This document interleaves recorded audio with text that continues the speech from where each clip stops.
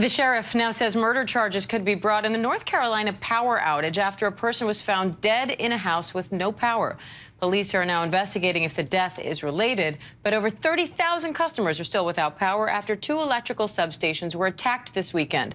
Police are still searching for those responsible. Mona Khazar-Abdi has the details. Mona?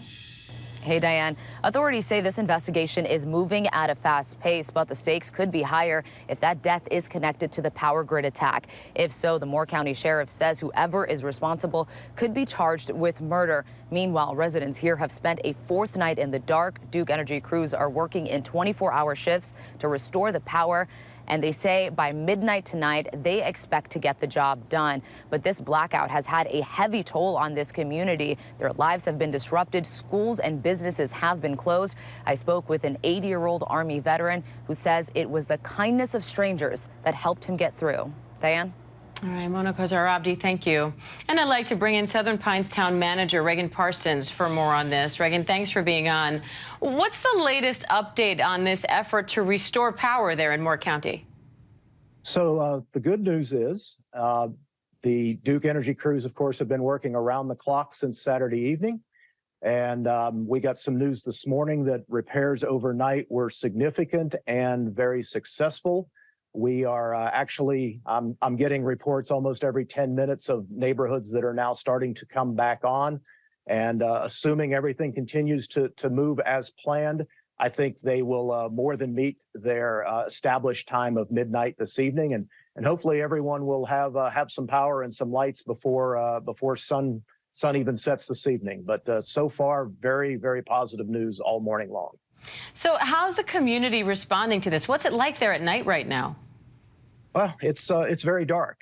This is not an area that has a lot of ambient light. It's not like approaching a city from afar where you can see lights in the sky. It's a very dark area. We are very near a military installation, so that's very important for training.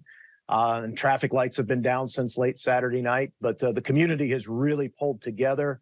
Everybody's been fantastic. We've those internal to the community that have generator power or the ability to help out have come out in droves, and we've seen a lot of help from our surrounding communities, various chambers of commerce, various restaurants, food trucks, individuals just showing up to make sure that people have blankets and food and warmth at night and can get by. So it's a very resilient community. We deal with power outages from time to time, be it due to hurricane, be it due to ice storms.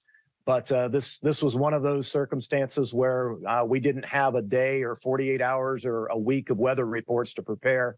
It just sort of happened in the blink of an eye. But all of our emergency plans were put into place, and beyond our police and fire and EMS, who always do a bang-up job, a lot of public works employees are out there keeping safe water running, keeping the sewers working, and just as a community, it's been a really promising situation, and people have really stepped up. So what steps do you think need to be taken to prevent this from happening again in the future? Well, obviously, that's a challenge that Duke Energy and many electric providers across the United States will be dealing with. I've heard a number of 55,000 of these types of stations across the United States, so they're clearly a very important and intricate part of our power grid. But that is a number that is difficult to imagine just putting security, for instance, right at a front gate. It's not like a power plant or something. There are a lot of these. They are interconnected, and I know a lot of discussion taking place about exactly how they're going to better harden and make these things safe.